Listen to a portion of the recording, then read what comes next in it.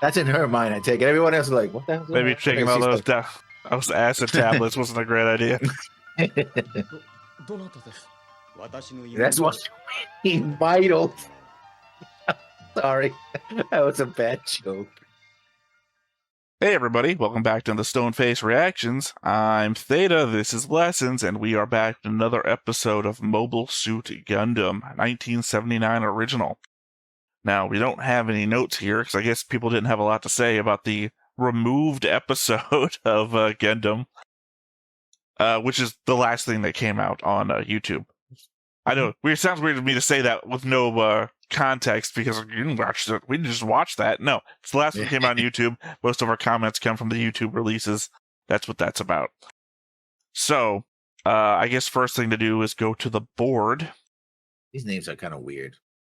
Slegard with 2 G's. Oh, it's still Slegger. Yeah. In fact, it'd be Slegger. Slegger. Law. You still say it the same way. So who's new in the board? Let's see. Oh, we have a new admiral. Ah, we have the... What new admiral? Yeah, the one that was attacking Side 7. Side 6. Side 7? You gotta get your sides in order, my man. Yeah. It may or may not become important one day. Yeah. We also have Kowal and Simus. I thought, yeah, she was a woman, right? Might still be, in fact. Yeah. Yeah, because they flew off. So I'll back it off. And Kowal. There's that. Lala soon. Any future reference to in the Next Generation Star Trek, it's just pure coincidence. I mean, it probably is. Bergamino, they call him the war profiteer. Cameron Bloom, the unlucky suitor, or lucky depending how you look at it. That's about it. Oh, Tem Ray, he's back on the board. He was always on the board. Yeah, but he never really left. We didn't know what happened to him. Yeah, the question mark. I removed that before. Yeah. All right. Well, we got notes, as you pointed out before. How many notes do you have? I only have 7 for one episode. Oh, should I? For one episode? Oh, that's right. Did you do your thing where you got the wrong episode before? Was that this show or is that the other show? No, what happened was in this show, remember that I went ahead and did episodes. Right, but I couldn't remember if you did that for Seed or if you did that for this one. No, this was this one. So, yeah, because Doe's Island, which was the episode that just released on YouTube, recording now, was the one that is not in the Crunchyroll list. So, when I do my rewatches, I use Crunchyroll since I'm paying for it.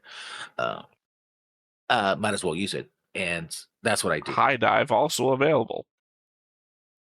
I don't actually know if Origin is on High Dive. So there it is. So just one episode. All right. Well, then I say I should probably start because I have more notes than you. That at least gives me one step ahead. Okay. Back in episode 11, Dozle does say that they should punish Char, as he was responsible for looking after Garma. Giran and Kycelia mainly focus on the politics of the situation and using it to strengthen the state's resolve to fight. Kycelia does say that Dozle can deal with punishing Char with his own authority, though. All Degman says is to demote him, not remarking about Dozle punishing him in any other way.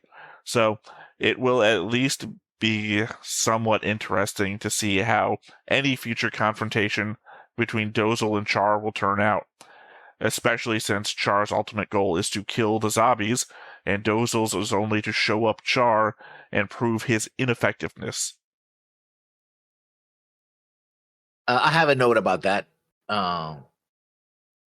so I might as well just jump into it.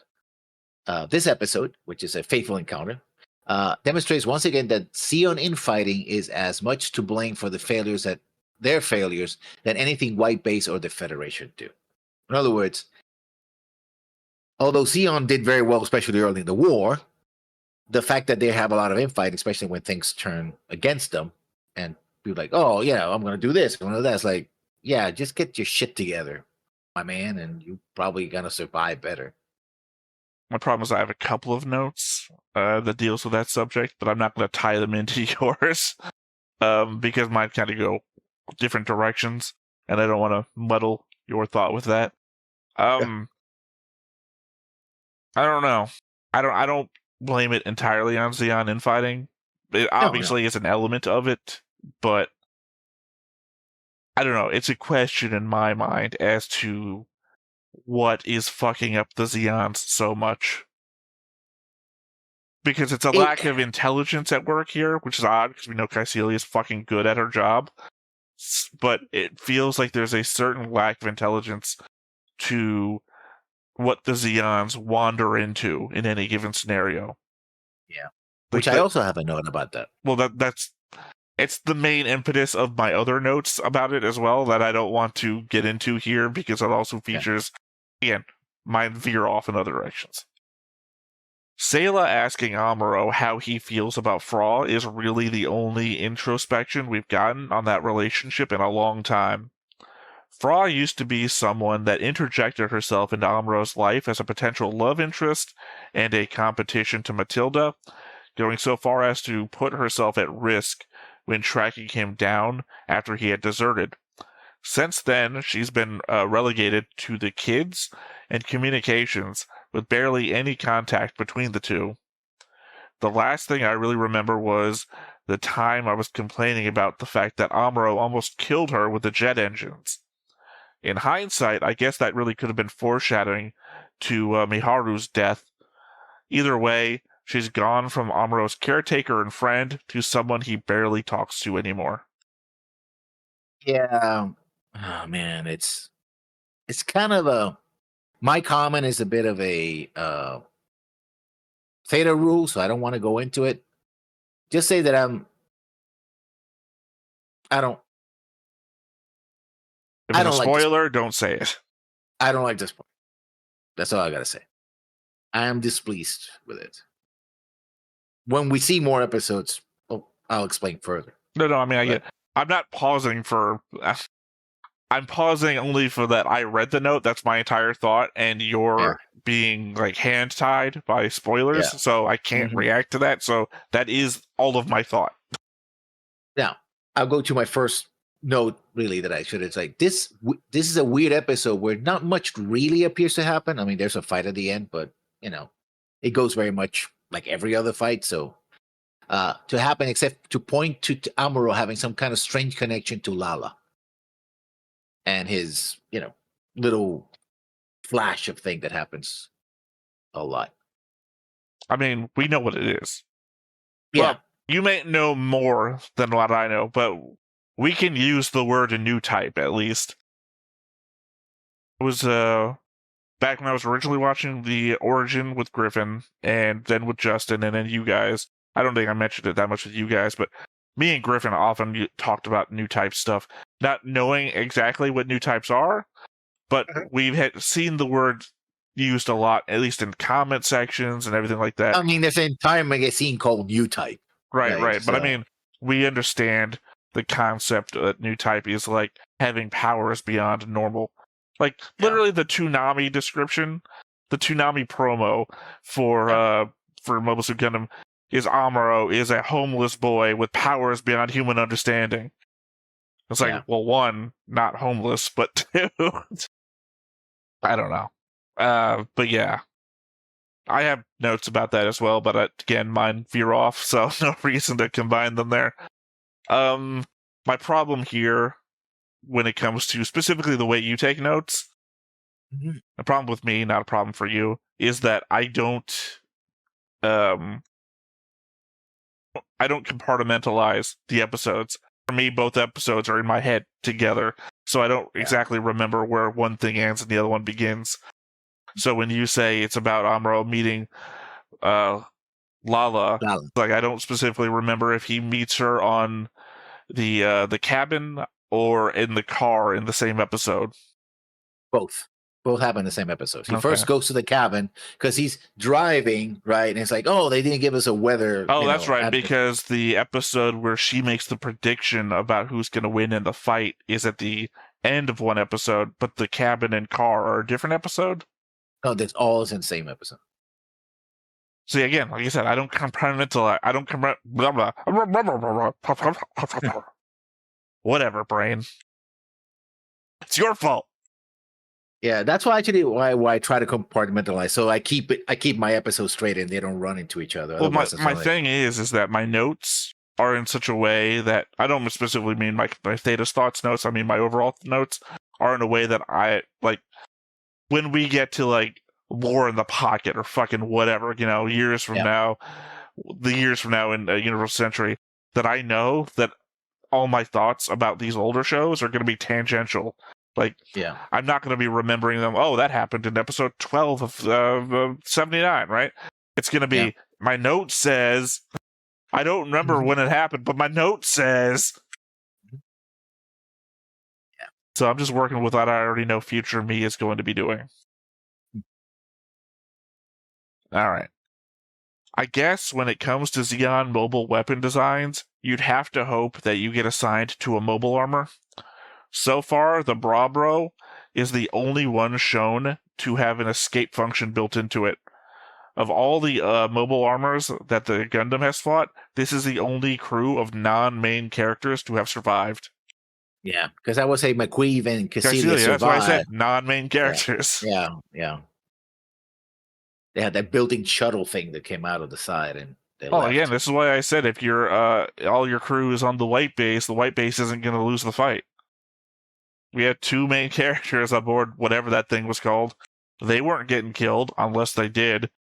Unless this is the episode where both those guys died. So there's that. So next, and I think this goes to the intelligence thing, and the second meeting between the second meeting Lala and Amuro, but the first meeting with Char. Considering how famous the Gundam is, I found the fact that Char didn't know who Amuro was perplexing. Besides, sides in a conflict tend to hype up their best soldiers to raise morale. That or CEO intelligence is piss poor.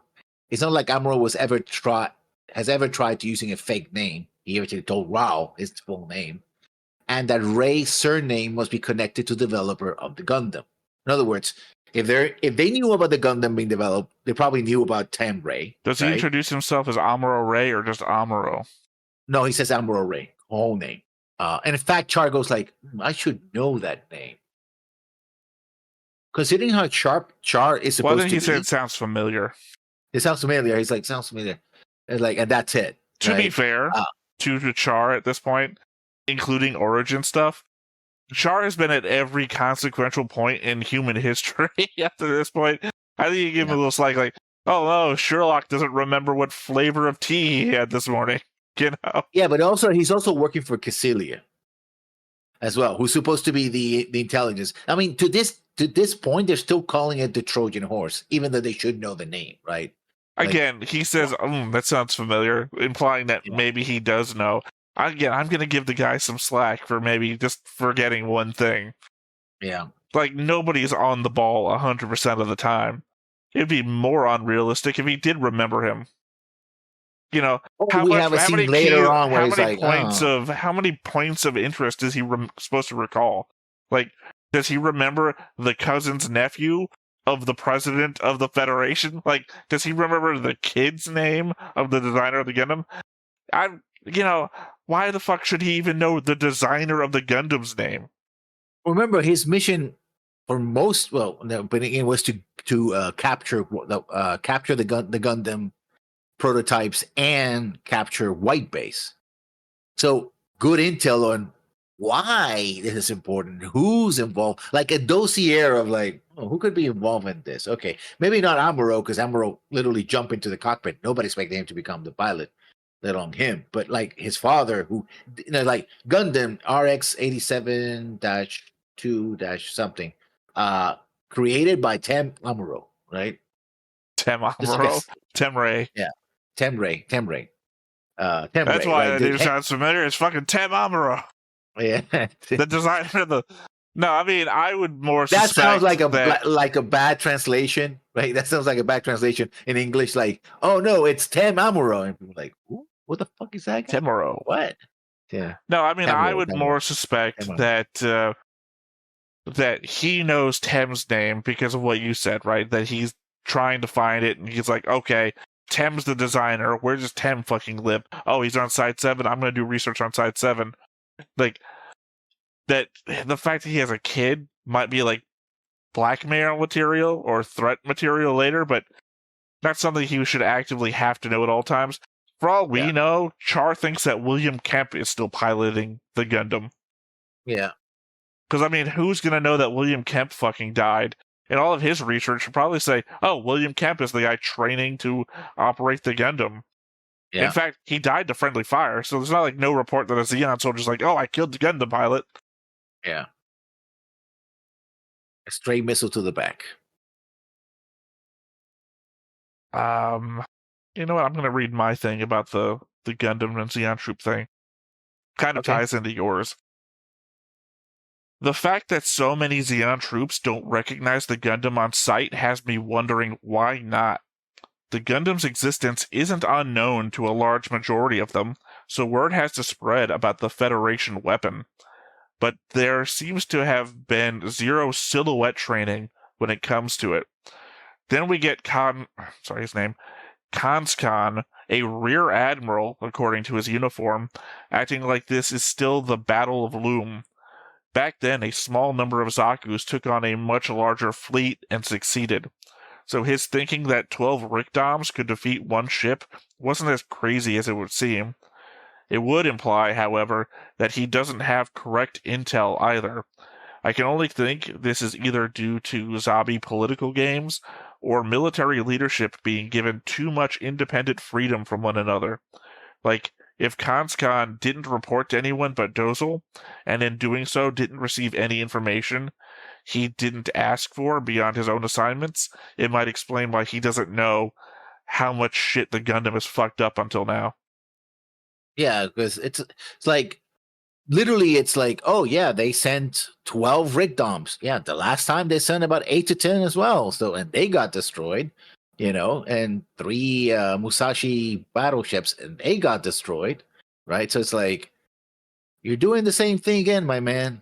I don't think it's gonna work. It's a defense of him for like one episode, and then not the next episode where he sends like the same thing again. But if Kanskon is like out here doing operations on his own, and he's high enough level that he doesn't have to worry about like other people telling him what to do, right? If he has an independent command, and the only intel he's getting is intel he needs to accomplish the tasks that he's been given, then he might not know that the Gundam fucked up McQuee's forces at the Battle of Destia, right?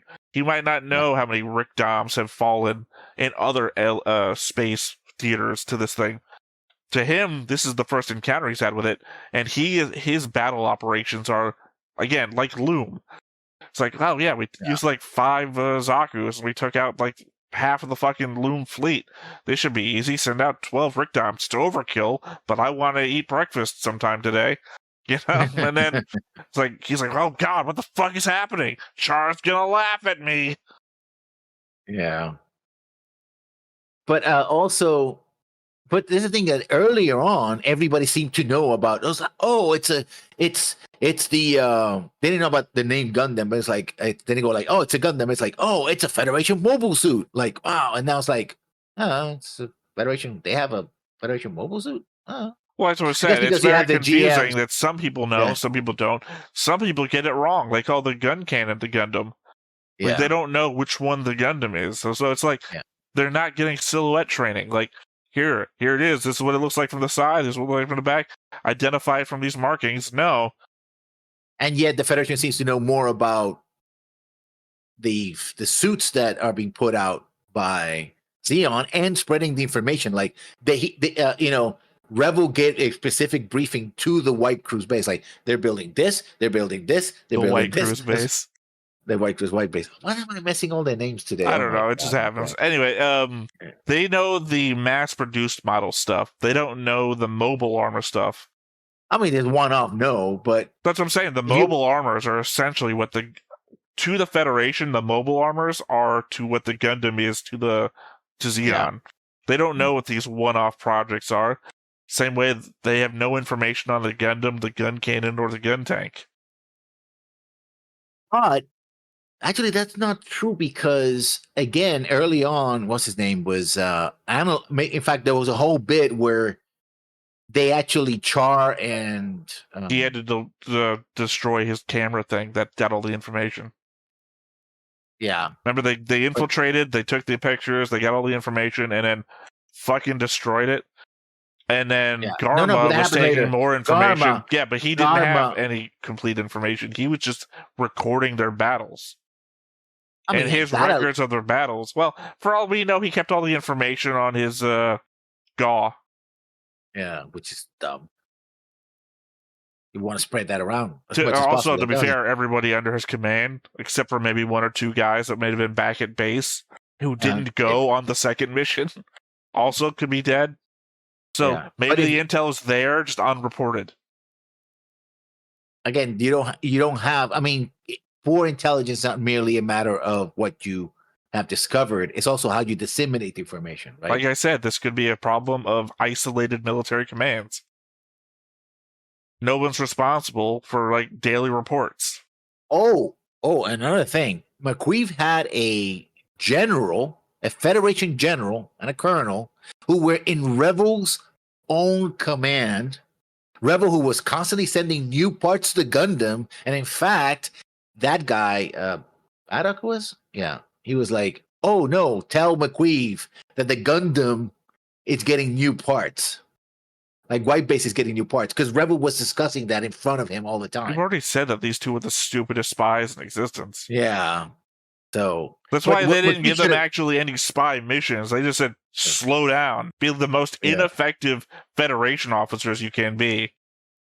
Also, this is not something I said on the episode, but I'm going to go to just a kind of a petty, somebody who actually has grown around, farmland. Also, why have dirt roads in the space station? I get the need to have agricultural space, but farms usually have elevated roads to avoid tractors and other vehicles getting stuck in the mud. Seems like a contrivance simply to have the Amuro Char encounter. Actually, it's a shortcut. He calls it a shortcut. He didn't actually mean it to be on there. I think it's a dirt road by happenstance. Bunch of people taking the same shortcut. They've created a dirt road. Because otherwise, you would have it paved in some way or strengthened. Or we've seen everywhere else is paved. That's what I said. He just said, man, I shouldn't have taken the shortcut. Yeah. And it so happens that's also some shortcut that Char and Lala are taking to go wherever the hell they're going. I mean, at the end of the day, it is a contrivance in that they wrote it to happen. So yeah. But it's a very obvious contrivance, right? When you make a contrivance, it's supposed to look and feel natural. Not like, oh, it just so happens that these two people were in the same dirt road, and Char was able to help Amuro get out of the... I don't think a contrivance is supposed to seem natural, in that a contrivance is already a contrivance. Yeah, in that a contrivance is unnatural, otherwise we wouldn't have noticed it and called it a contrivance. Well, it's supposed to be natural so that you don't call it a contrivance. That's once you whatever the other word is that I'm not remembering off the top of my head, is what you would want it to look like. Yeah. A coincidence. A coincidence is not supposed to look... Well, I mean, happenstance and coincidences are not supposed to look like a contrivance. A contrivance is when you make something happen that wouldn't have ordinarily been a coincidence. Yeah. Happenstance. Serendipity. I don't know. Go ahead. I don't know if I can consider Cameron, Bright, and Mirai to be a triangle. She goes from being so happy to see him, with Bright giving them side glances, to... And I just realized I never finished this statement. Just ... to nowhere. I remembered that I wrote this down, and then I thought to myself, this is one of my off-the-top-of-my-head notes, where I thought to myself, okay, I'll just watch the episode, and I'll get back to this. and then forgot to get back to this. So, Yeah, I don't. Again, this is an aspect. I don't want to do spoilers, but so don't. I don't like it. But a guy can be jealous about another guy. I like the fact that. Remember, that's all the information I've got to work with right now. So I'm only. I'll jump to my last note, which kind of encapsulates that. I still contend that the events of Side 6 would have had more impact if they have happened either all at once, earlier all at once, or worked into earlier episodes, right? Break up the fact that, mentioned here that, she was, she had a fiance, hasn't seen him in 6 months or whatever. Talk about, something else, right? Her father arranged for something, because it seems to be crammed into this. It's like, oh, we get to know more about Mirai. Okay. And doesn't lead anywhere. I actually disagree with you. I remember we had a talk about this the other episode, and I can't remember what we said then. But I think this is fine. It's only 2 episodes. The 2 episodes make sense. Like, we got into a fight, we had to come back, and then we left.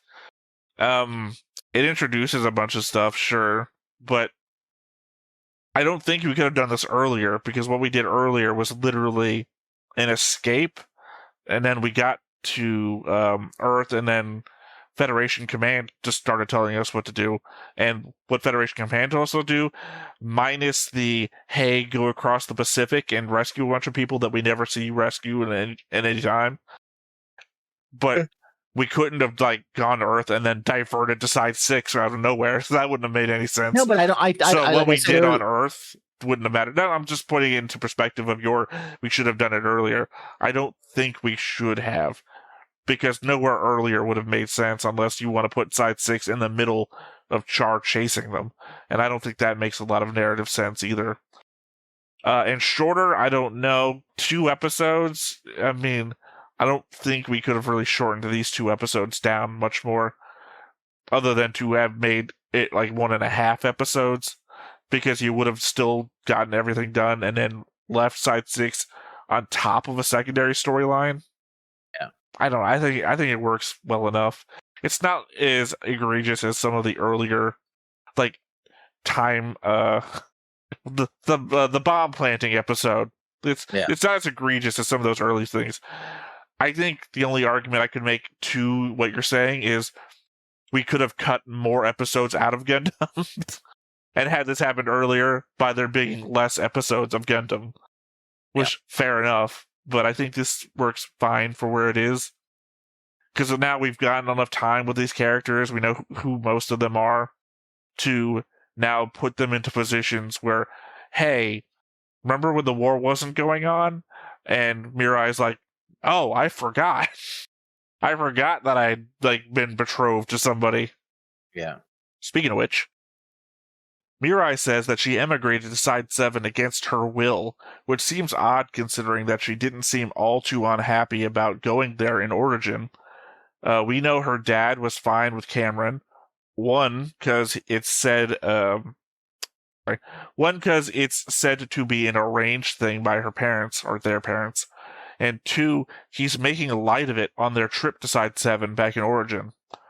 But oddly, in a way that made it seem like he thought Mirai didn't think he knew, in the way that he was prodding her about her love life.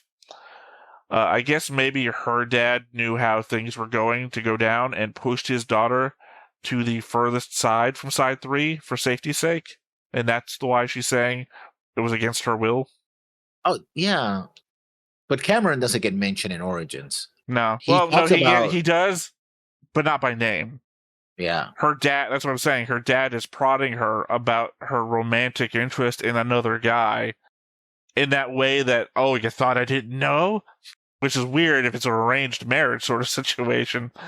But yeah, he does reference that there's somebody she's into, and that's a thing. Yeah, it's vague enough that Origin is really weird, and what they decided to lampshade as a future thing. I would thought going into Origin that everything we were being shown, all the side stuff, was going to be important stuff in the future. Oh, they're showing us this because that's going to be a major thing, and it turns out it's a character who shows up and dies in one episode. And it's like, oh, because he wasn't too important after all. Yeah. Sort of day in the limelight kind of situation. Minor characters in Origins get highlighted when in fact they're just minor characters. Like it's like that's just that guy over there who's about to die. Think about how much screen time Tachi got.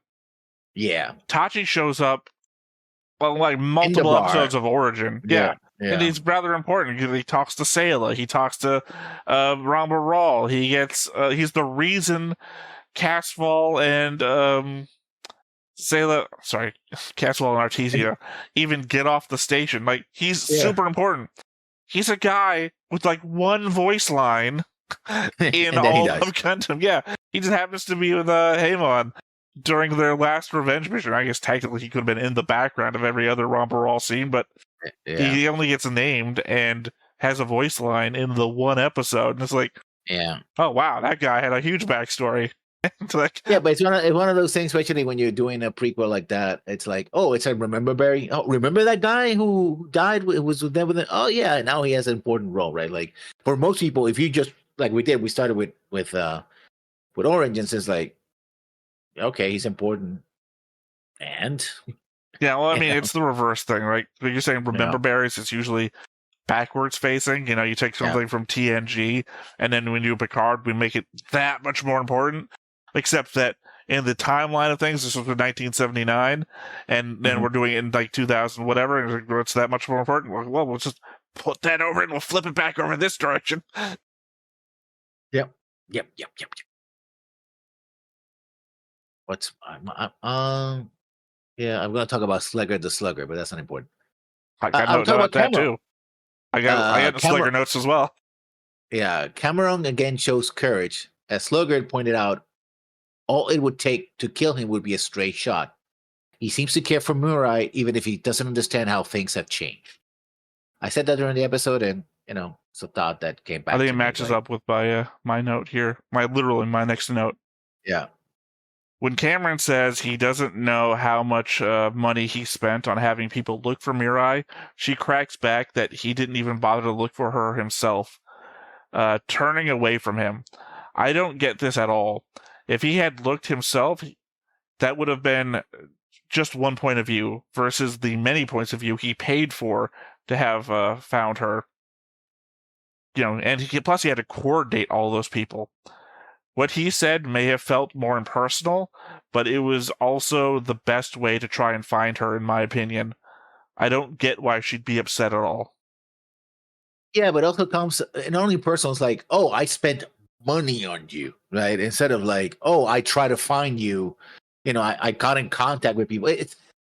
I think part of the problem with Cameron Murai is how he talks versus her expectations. Like if I said to you, hey man, I turned every corner, I talked to my contacts trying to find you, instead of like, hey man, I just spent a lot of money to find you, you're like, oh, okay. Yeah, you might appreciate that I spent a lot of resources trying to find you. But then again, it's like, oh, that's all that you're in a romantic situation. It's like, oh, you're counting how much money you spent on me as opposed to why you wanted to find me or how important I was to you. If I said I spent $5 trying to find you, you'd get insulted. If I said I spent $5 billion trying to find you, you'd be impressed. I don't understand what the difference is here. I'm implying to you I spent a lot trying to find you. Yeah. I mean, he didn't say, oh, you're alive? He didn't say, I've been trying to find you. He was energetic about it. It's like, God damn, I don't understand people sometimes. Also, sorry, that was the wrong note. I meant to what you said a second ago, your note. All the slaps till now, I feel like have been measured to the scene. Amuro slapping Fra was to save her life and wasn't actually all that hard. Bright slapping Amuro was to knock some sense into him because he needed him to save their ship. Slegger slapping Mirai last episode was on par with Bright punching Kai. Completely unnecessary to the situation and just seeming to take out the audience's frustration on a character that is being annoying. Mirai was in the wrong, placing her personal feelings over the perceived aid of the ship in that moment, but Slegger didn't need to slap her off her feet for that. It was a very off-putting moment. Yeah, it was. Oh boy, I have problems with that. Well, if you watch it in slower motion, I think she fucking loses her hair. Yeah. 'Cause, like, no, there's animation of just like shit coming off of her. Like, it's like, is that blood? And it's like, no, it's her hair color. So it's, did he like slap her hair out? Like, what's going on? Slap the wig out of her.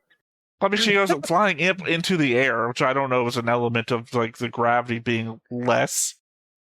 Yeah, no, they're in a low gravity or no gravity zone. So, well, it's hard to tell because we know the thing is in centrifugal force, and it would seem like the ship is on the outer edge of the side because of the way they come like inwards from the outside. But I don't know. No, they're in the central hub because when they were describing, they have to go 3 kilometers down, right, to go to the sides. They're starting from central hub because the way the sides, you don't have to explain it. I am familiar. Mm-hmm.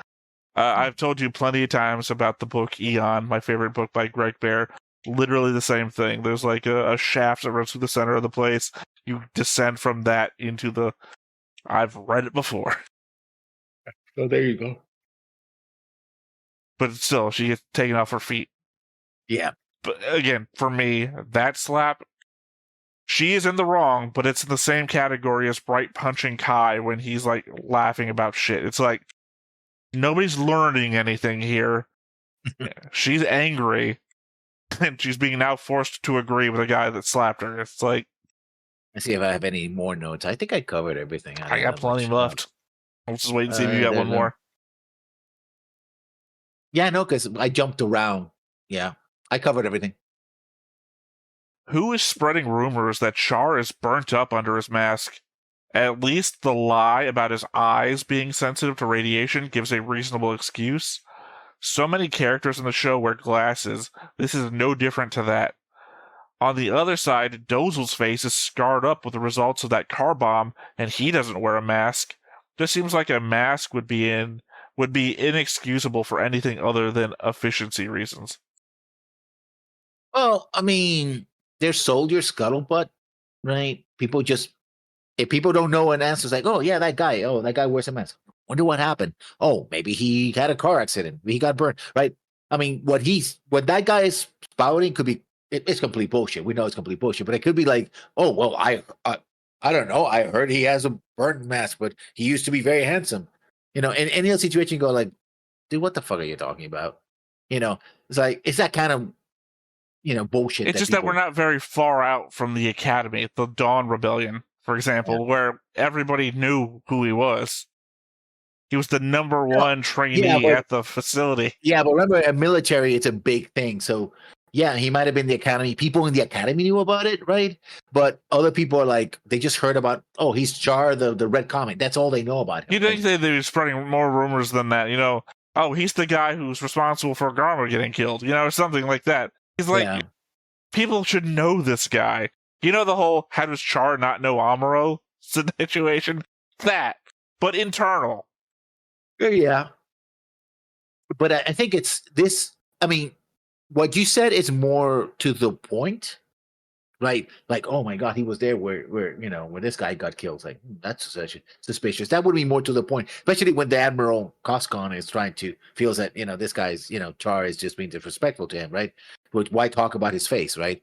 Although I guess covering his face also means that he can't see his expression of whether he's, Spaceballs. Kind of a situation. So, but yeah, I don't fault it. Like just some random dude going like, "Well, I don't know. I think he got his face burned." That's just some random dude. It's a Xeon officer talking to a rear admiral. It's like these aren't like the lower enlisted men. These are just like higher ups. Yeah, but I think he's not. I think in a position to be he literally said something, and he pulled it off his ass. Like, oh, I don't know. He burned his face. I heard, he's burned his face. I don't know. That's the way I read that scene. Episode 33, we got to see the cook for the first time in a long time. Not for nothing, but a lot of people have died in explosions on White Base since the last time we saw him, so it could have been in question. Evidently, Side 6 has its own currency, as the scene we see him in, he's being asked if he got his currency exchanged. That makes sense. I mean, they're independent nations, right? And having your own currency gives you tighter control over your economy, right? Especially when you're in the middle of two sides, right? You don't want to. Again, another thing, if you choose one currency over the other as your official currency, then you're taking sides. Like, oh, I'm going to take Federation script. So you're part of the Federation. Like, well, no, but oh, you're taking Sion coin. You might be side with Sion. I was like, well, no, we're neutral. It's just that it's common out here. Fuck, that kind of situation. So having their own currency, especially if it's, I guess, digital currency. No, they have paper currency. They don't show any digital sales, and we don't know the exchange rate either, right? So it's kind of a funny thing, Tem handing Amuro the device to increase the Gundam's capabilities, and Amuro saying it's a piece of junk. Maybe it's just me, but I grew up watching plenty of cartoons featuring people in junkyards making amazing stuff with the things that they found. In any other anime, this could have been the first episode where the eccentric scientist's invention turns a hunk of scrap into a fighting machine. But since we aren't going that way, Amuro throws it on the ground. It also shows how much Amuro has learned about the Gundam over the weeks and months as he's been operating and fixing it and stuff like that. He's making his own modifications as well. It's like, yeah, I know about this. This is not going to do anything, And also his disappointment and frustration and sense of loss of what happened to his father, right? His father is physically there, but emotionally and psychologically, he's gone, right? And it's like, all I get out of my dad after finding out he's alive, even though I never spoke about him in the entire show to this point, is like a box of, Well, it's the difference between Amuro's own flashback of him talking to his dad at the dock. Do you care more about the Gundam than people's lives? And then him saying, load up the Gundam. Versus the early on conversation between Tem and Bright about, oh, my own son's going to this, so if I can do this thing right, then other people won't have to suffer this.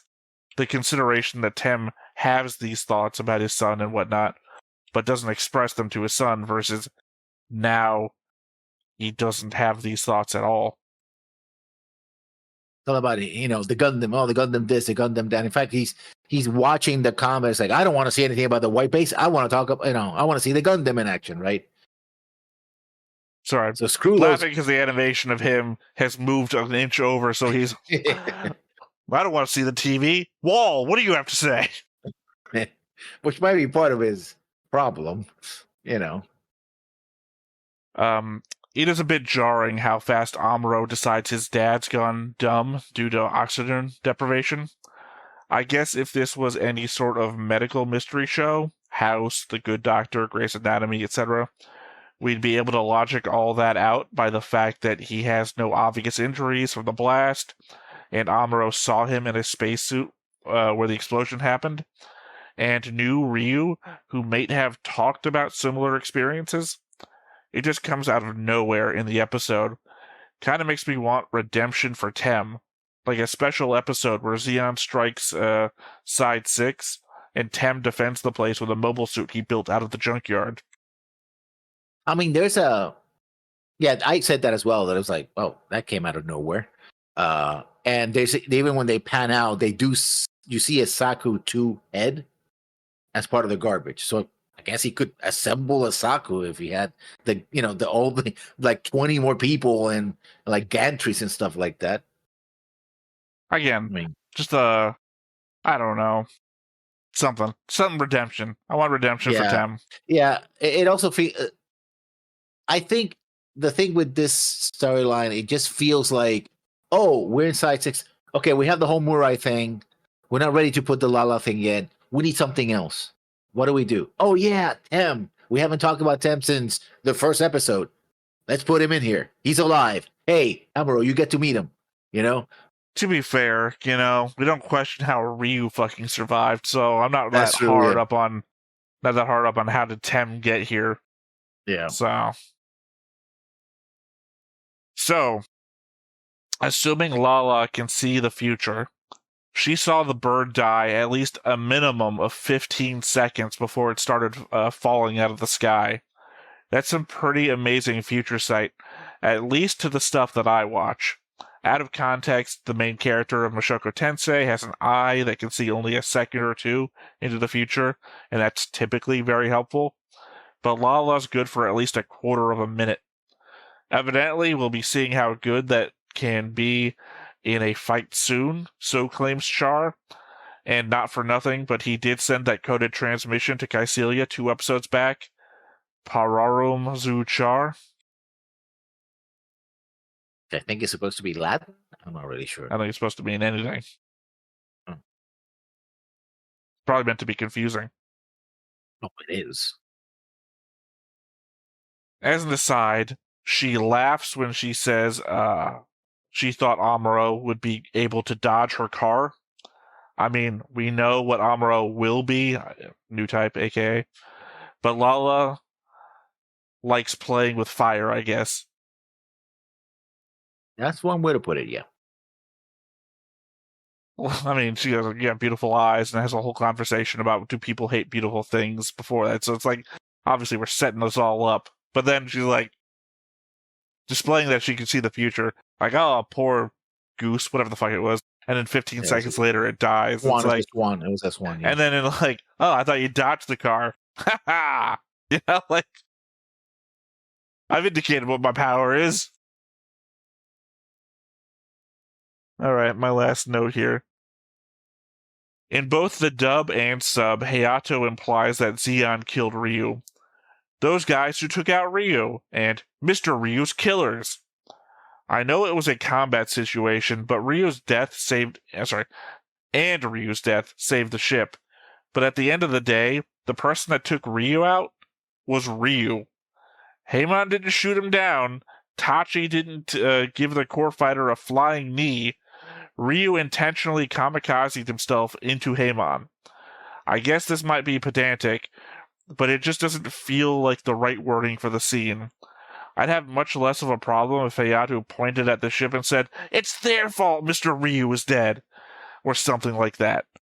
Yeah, we're seeing like a degradation of Hayato's character here. It's like, oh, he's very confident, had all the strategies, and it's like, now I'm angry all the time, and I hate what the shit's going on. It's like, yeah, I'm going to march over to the next ship over and start a fight.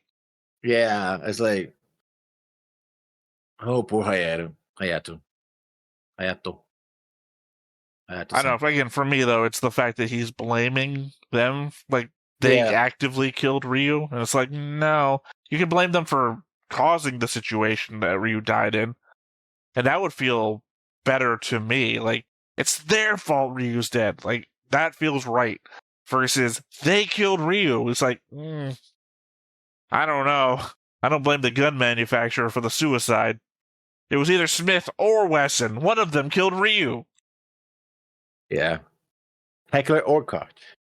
Sorry, it's the 5-year-old in me. All right. Anything else? Nope. All right. Well, I guess all that said, let's go ahead and hop on into it. But before we get started, make sure that you hit the like button. Hit that subscribe button. Comment down below to feed that algorithm. On top of all that, if you want to watch more shows like this, unfiltered, uncensored, and uncut, as well as some early access stuff, you can check it out over on the Patreon. It's just $5 a month, but hey, no pressure. There's zero pressure in order to do that. It's just a little bit of extra support, and it would be greatly appreciated. So, Solomon. Yep. I believe I have it down in my notes that Solomon occupies the place that Side 5 used to be. Which is also... No, that can't be right. That was where Texas was. God damn, Ian, already having closed my Gundam window. There we go. No, it's Side 1. Solomon, headquarters of the Space Attack Force, is in the location of Side 1 used to be. Yep. That's the benefit of having my little side note thing, comment section. Side 2, Hate, sided with the Federation at the start of the war, now dead. Yep. Apparently so is Side 4, which I have no notes for, Also, Side 5, Loom, which was Texas Colony. Yeah.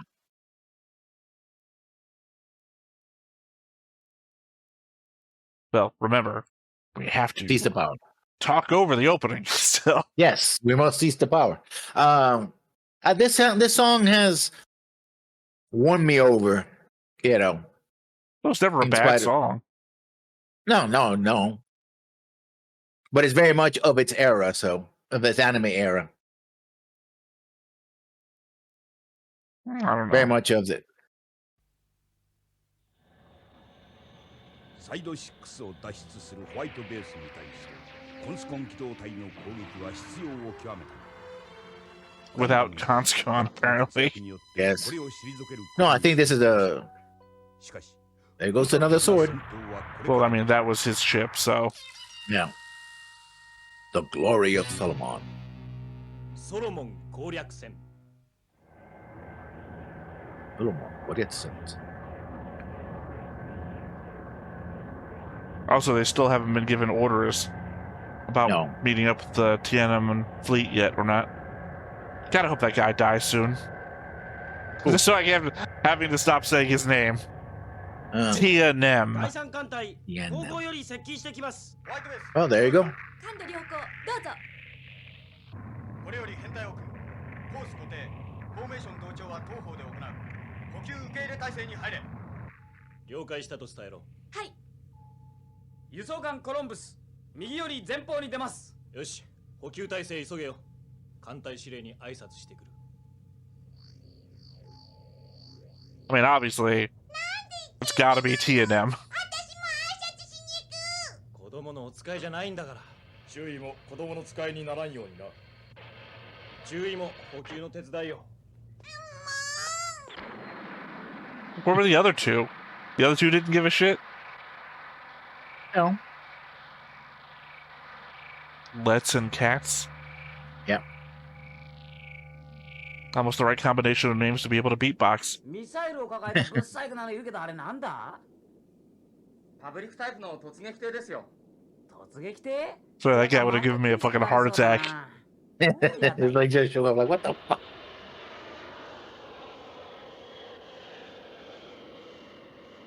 そうだ任せる艦長ホワイトベースの艦長がお見えになりましたご苦労ブライトのは注意でありますご苦労だったなブライト君ご無沙汰でありますワッケン司令 Hey, it's Waken. Waken. Yeah, from Luna 2. 私などあっという間に下っ端だは貴様も一発の指揮官面になってきたかな結構なことだ Yeah, the one you tried to fuck over multiple times with court martials. No, that was the other guy. Shit, I was just looking at the board the other day thinking, oh, I wonder what happened to that guy. The guy who broke his arm. Yeah. Oh, God. Oh, yeah, he was the one who was escorting the white base before he had to fly it. Yeah. Yeah.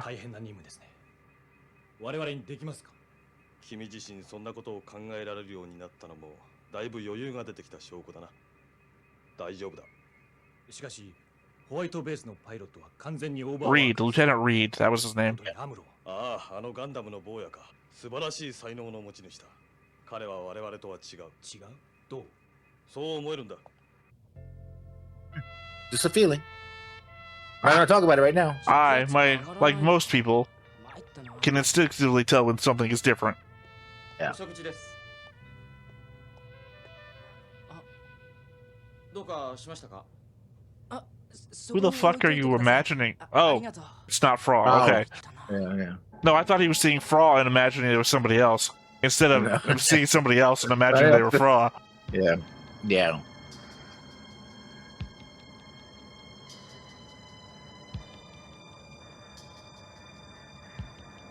パプア艦でたった一機のビグザムだけだと We have the big sound. これしか出せぬと兄上は何を考えているのだ今あるリックドムでは数が足りんのだ CA モビルスーツの1機をよこすくらいならドムの10機も回さんのか実はなんだ Is the Big Zom a mobile armor? Because that would really fit in with what we're doing. Yeah. もうよい伏せろビグザムの組み立てを急がせろそれにだ I mean, Dozo has the point. It's like, send me regular troops. I'm gonna be attacked by overwhelming numbers. I need more people. Send me one machine, no matter how powerful it is. Yeah, I'm just saying it fits in with the strategy so far. One mobile Yeah. armor? All right. Fuck me. Basically, even say, fuck me sideways, why don't you? 小パイプ解除バルプ閉鎖艦内気圧チェック急げ水先案内人どうした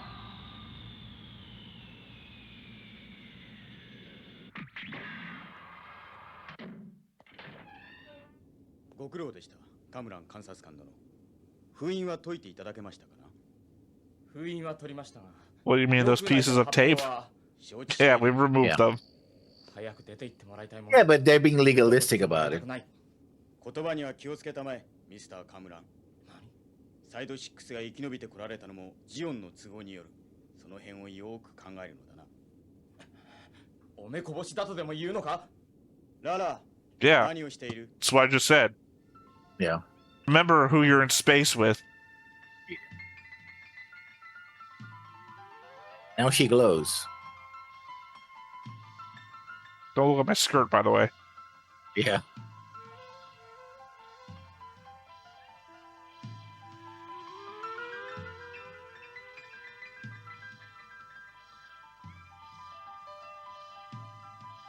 That's in her mind, I take it. Everyone else is like, what the hell? Maybe taking all those those acid tablets wasn't a great idea. どなたです私の That's what you mean, vital. Sorry. That was a bad joke. That was a horrible joke. I'm sorry. I can't stop laughing. Oh, I'm a horrible person. I'll leave that to the comments to decide. Yeah. Oh boy. Oh. Wow. Side 7 got a lot more fucked up than I remembered. It's either that or that's the remnants of Side 1. I can't tell. No, I think they're gonna meet. They were gonna meet inside 7, actually. Yeah. Well, TNM Fleet was, but I don't know if this is where they're at right now. See, these people are wearing suits. やれやれ 艦隊横一文字体系に移動 Sorry, her in the spacesuit looks like an adult body, the child's face at the top. ハロモか Talking of which, Yeah. 先方は成功突撃艦 So they wouldn't even be able to move the arms around. They're just too small. Yeah. 戦艦正面より進行する冗談じゃないよたったこれだけじゃ死にに行くようなもんじゃねえか大丈夫ですよカイさん連邦軍だって考えてますよそんなこと言ったっておめえ無駄口が過ぎるわカイ主力のティアンム艦隊を信頼するのね 諸軍たちは15分だけ I mean, for that matter, though, where the fuck is TNM? 対要塞兵器を使用する Why is Joaquin controlling this? Does TNM die off screen? マイナス8パブリック活気3 2 1 0発進 that was the hero music. Oh, we're Combat music. we're Gundam seeding this, are we? Yeah. Reason 1.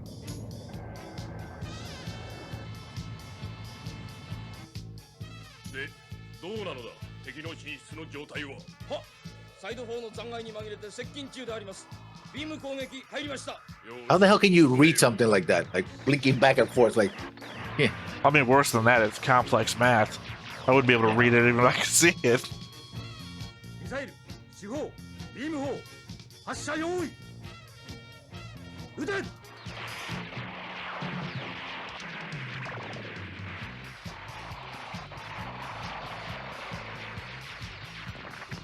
Still can't get over the fact that Federation battleships look like steel girders in space.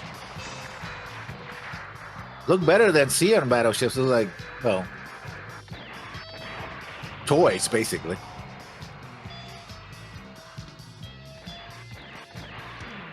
This is the age of Aquarius. 強力なビームかぐらん幕を張ったぞビッグドームザクの部隊は敵の進攻 That seems like a bad idea. The majority of Federation weaponry is beam related. The Zeon forces use a lot of physical weaponry. I mean, it protects the, well, yeah, like, well, Yeah, but it Sort protects of like your that. offensive weapons from going forwards, unless you're going to use mostly missiles.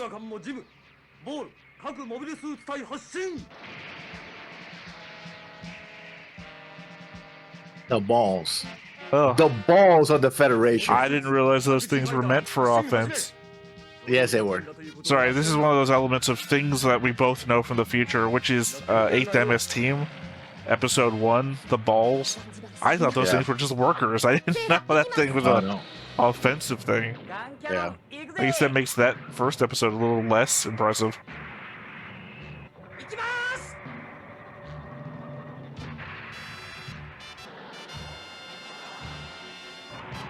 Yeah, sending the gun tank out is just...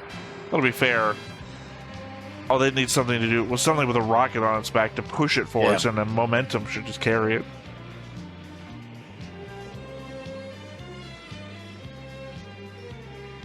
There go my balls.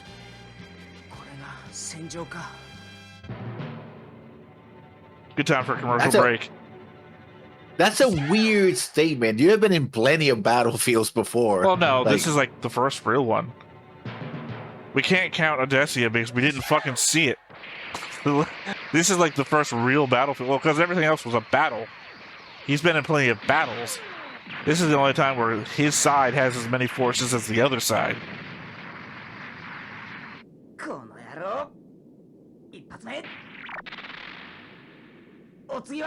Man, it looks like a video game. Oh, there goes that cycle. カイ、息を抜いてはダメよ。セイラさん、愛してるよ。ラコック、ここを頼む。はっ、カッカ。すぐ戻る。はっ。 Like, oh, that's just a bad name.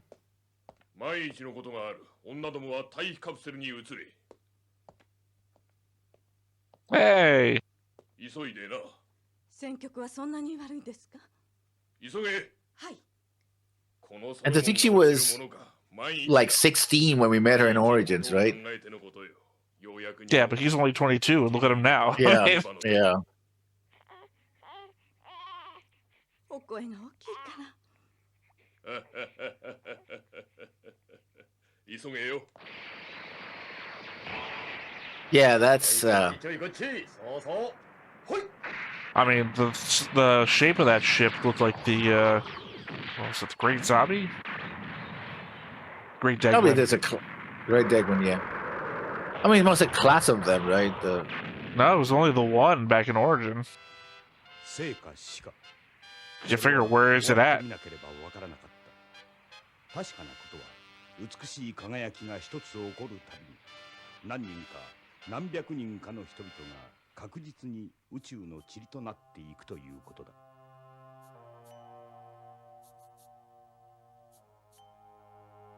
Just feels like this is like the biggest fight since the Battle of Loom.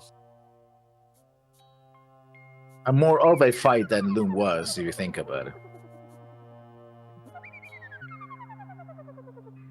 ミラーの準備はあと4分ほどであります。ソロモンもそろそろこっちに気づくぞ。 Great. Wouldn't be Gundam without a super weapon, would it? わかりました。どうしたか。 ティアムの主役。 I mean, all the mobile armors are kind of super weapons, so. We already had a debate about what defines a super weapon, and that is how many things it hits, how many things it destroys in one use.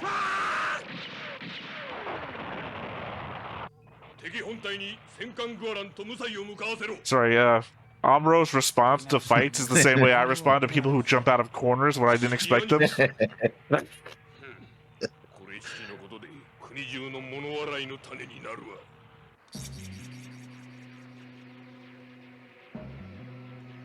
I'm just kind of sad that the first super weapon is going to be from the Federation side.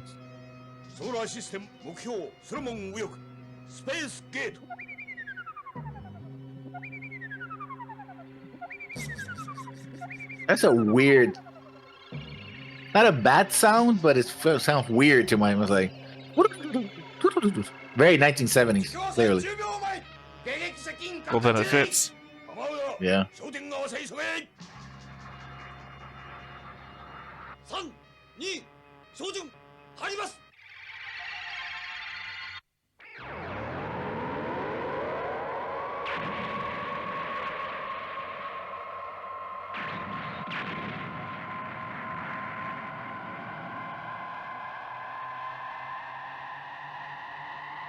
ソロモンが焼かれているあれが連邦軍の新兵器の威力なのか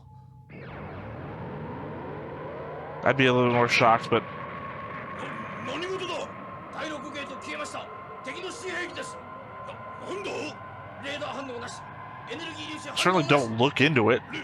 レーザーでも言うのか包囲は敵主力艦隊ですクワラン隊が向かっているはずだなこちら45メガ粒子砲どこへ攻撃すればいいんだ Straight to hell, apparently.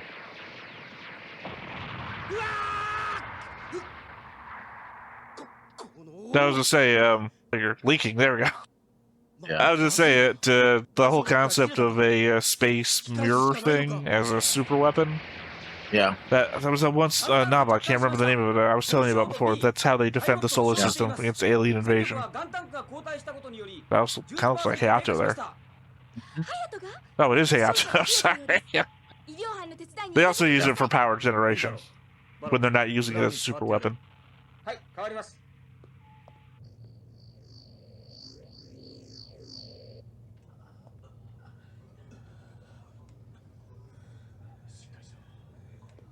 正木軍曹輸血の準備をすぐ楽になる手伝えることあります？あ AB 型の血液瓶と輸血セットを持ってきて急いで I wouldn't give it a shit if it wasn't Hayato. Yeah. 軌道上にあるものは全て発射しろ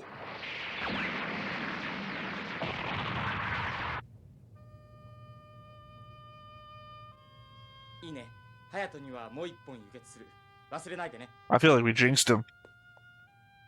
We said Hayato's slipping, and then ダムが he fucking slipped. 静かにね。あなたは十分に戦ったわ。もう静かにしてていいのよ。みんなは無事よ。元気に戦っているわ。そう悔しいな僕だけこんなんじゃセイラさんにもカイさんにもかなわないなんて情けない To be fair, they're 何言ってるの？隼人。 never mind. 立派よ。あなただって。 I forgot that Sailor was in the G armor. こんな僕だってねホワイトベースに乗ってからこっちアムロに勝ちたいと思っててこのざまだ隼人。アムロは違うわあの人は。 Yeah, he's technically 違 cheating. うのよ。 Well, he's in the strongest mobile suit and has a power up. Yeah. バトル第2第6戦闘隊応答なしグアラン応答なし God, it's like the end of war games in here. Yeah. 残ったモビルスーツを戻させろソロモンの水際で敵を殲滅する Sorry, these fucking names. Lecoq, Yeah. pull out. We've got to take him from behind. I was not gonna make that joke, but you know, I just kept my mouth shut when they named him. I was like, I'm not You gotta saying keep your anything. mouth shut with Lecoq around. どこから突入するか I better. あれか新兵器の破壊した後はすごいな Yeah, the giant heat wave area. 行くぞ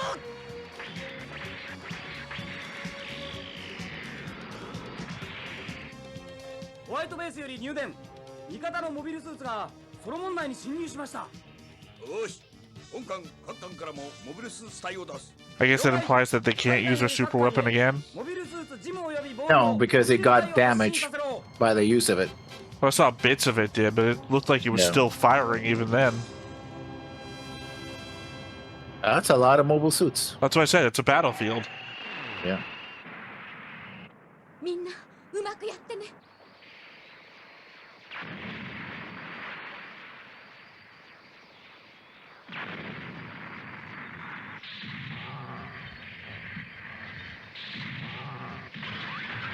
All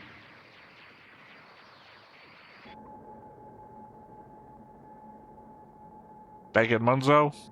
ソロモンが救援を欲しい。 No, I think this is side 6. はい。暗号伝聞で細かい Well, I didn't know who we were looking at until. シリア様の命令です。ソロモンへ迎えとのことです。ララ、いいな。いよいよ戦場に入る。ザンジバル、最大戦速。 Man. 目標、ソロモン。 Sorry, I'm just seeing that a lot of our characters are going to die real quick. I'm assuming like in an episode or two, we're going to lose Dozel and Lala. Although alternatively, Lala could switch sides somehow. But I don't see that as happening. Not with her backstory of Char. 言ってくれたか。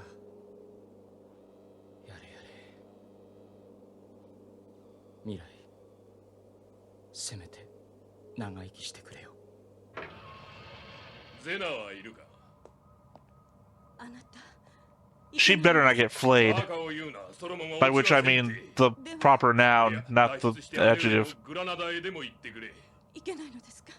大丈夫だ。案ず Or I る guess the proper noun I'm turning into an adjective. 見ればを頼む。強い子に育ててくれ、ゼナ。あなた私は軍人だ。ザビ家の伝統を作る軍人だ。死にはせん。行け、ゼナ。 You know that up to this point, the Sabi family tradition is that they die. You know. Look what happened to your little brother. I don't know that that's a tradition. Well, one, you're only using one example. It doesn't make it a tradition. Also, I think it's the tradition of the human race to die, if that's your example. ビグザムの用意はどうか。決戦はこれからである。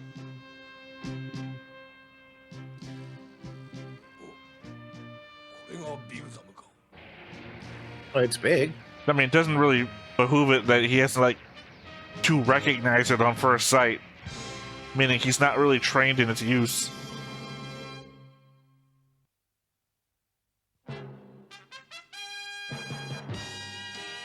ドズル中将のモビルアーマーが連邦軍を蹴散らしていく。スレッガー中尉の捨て身の攻撃が突破口を開いたとき、アムロは見た。ドズルの中に宿る憎悪の影を。機動戦士ガンダム、次回、恐怖、機動ビグザム。君は生き延びる I'm sorry, that when the shadow attacked? I worship his divine shadow, I guess. Problems with that. One, looks like Slager's gonna die. That's not my problem, by the way. I don't care. Two, obviously, it's Big Zom's last stand, which implies that Dozel's gonna die. That's a problem. And secondary to that, the hatred that lives in Dozel's heart? Fuck that. Dozel's a giant fucking teddy bear. I mean, obviously the war has changed him to a degree. But, you know, this is the man that didn't want kids to die, who had a whole breakdown about his own child having to live in this war. Yeah. The hatred that lives in Dozel's heart. Fuck off. I know you came first, but fuck off. Yeah. Dozel's like one of the best guys. Hands down, he's one of the best guys. Yeah. They made him the guy who could survive a car bomb to the face because of his moral, you know, direction. Yeah. Yet, here we are. Oh man, it's the whole the war doesn't care thing. Very much. But it doesn't excuse the narrator. Well, we already used to the narrator being, well, the narrator. I don't mean the narrator spoiling shit. He's not spoiling shit. Now he's just making shit up. The hatred in Dozel's heart. Where the fuck does that come from? The writers. Well, here's the thing. Origin doesn't paint Dozel that way, and I understand Origin doesn't get made for another 40 years or whatever. But the fact is that Dozel has also only been in this show like 3 times. Yeah. 4 times. 3 or 4 times. Yes. And they gave him a wife and a kid, which he sends out like, oh, you got to leave. You know, don't worry about me. I'm not going to die, right?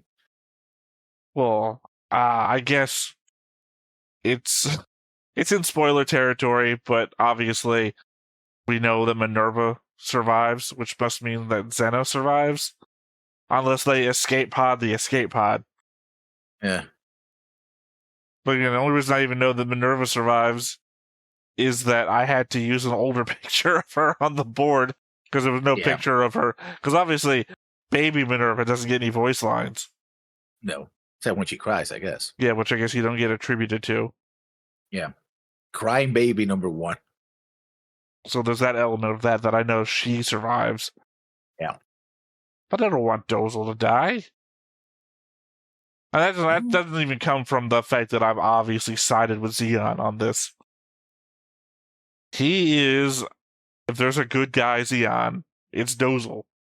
Yeah. Which again, why I don't like the fucking hatred in Dozel's heart line from the narrator.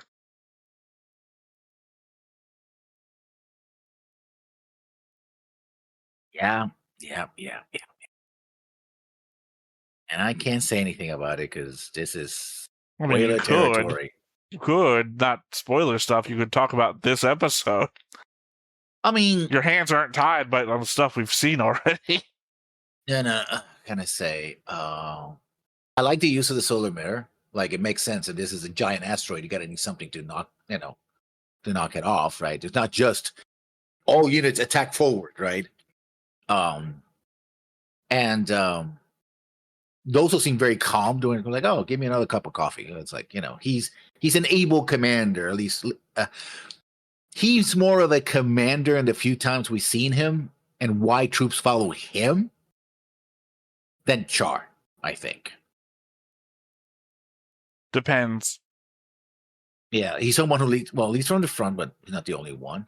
Char leads from the front. Again, it depends on which command you're talking about. Yeah. Dren and his crew followed Char the whole way until they got reassigned, I guess.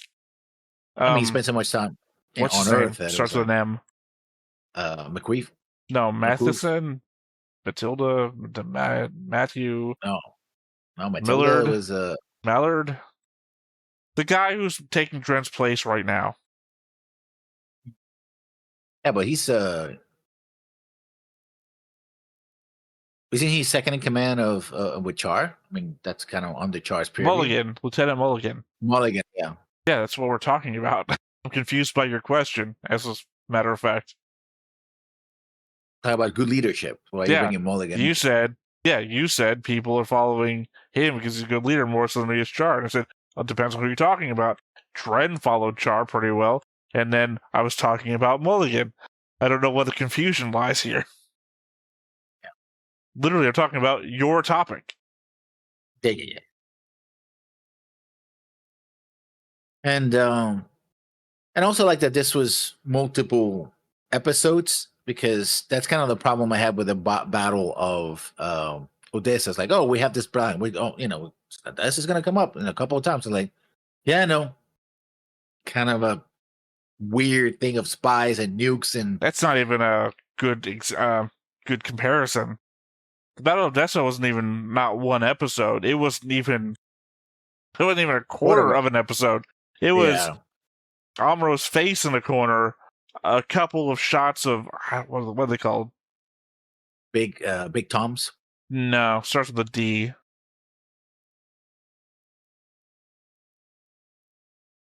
Not the Rig Doms, not the Doms. Nope, you're going the wrong way with this. How about the big tank things, right? The multiple cannons, the land battleships, basically. DOPS. There we go, DOPS. Those are fighters, yeah. Yeah. I knew it started with a D, I just couldn't think of the name. Yeah.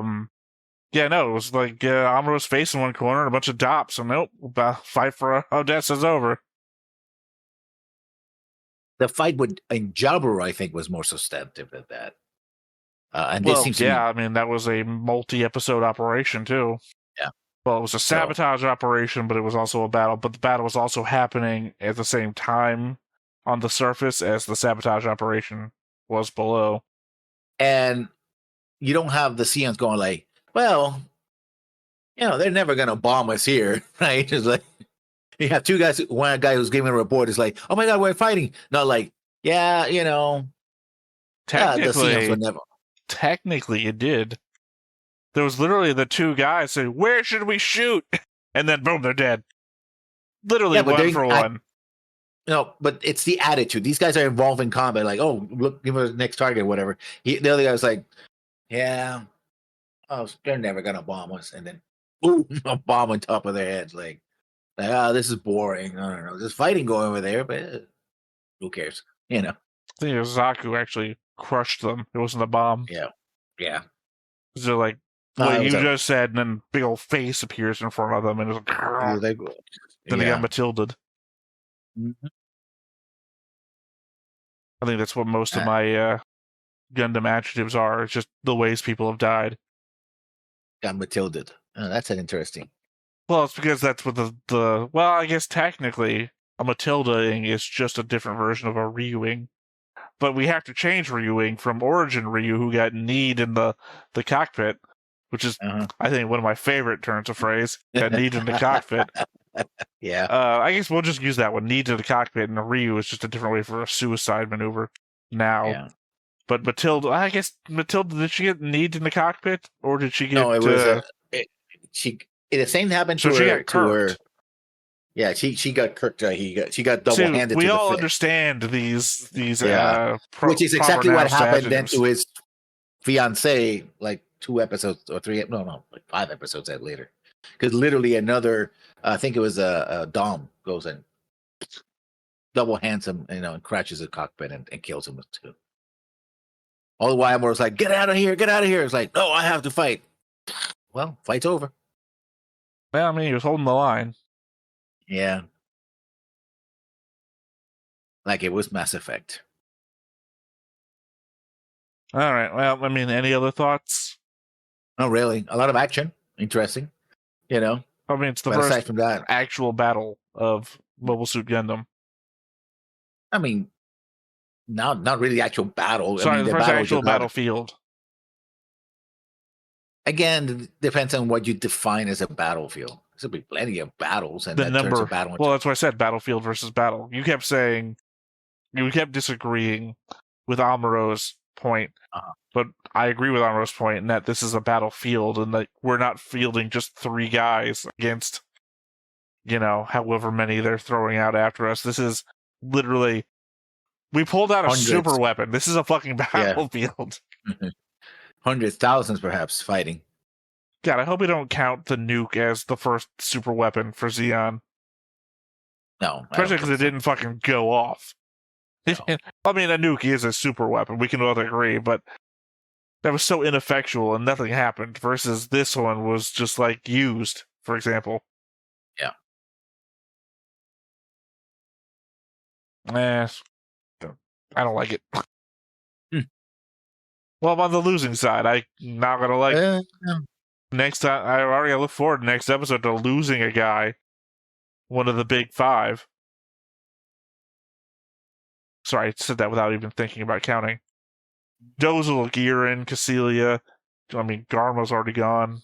Yeah. So, Degwin, I guess count Degwin as part of the big 5. I wasn't gonna, but apparently I am. Zeta and Minerva, not part of the big 5, but they are in the zombie family, so obviously Char's going to go after them. So Char has 6 out of 7 targets remaining. Soon to be 5 targets remaining. Yeah. Yep. All right, well, if that is that, then once again, I have been Theta, this has been Lessons, we've been Stoneface Reactions, and we will catch you next time. Bye-bye. Hey everybody, thanks for watching another Stoneface Reactions. If you have an idea of another video we could go ahead and watch, go ahead and put it in the comments down below, and we'll add it to the wheel.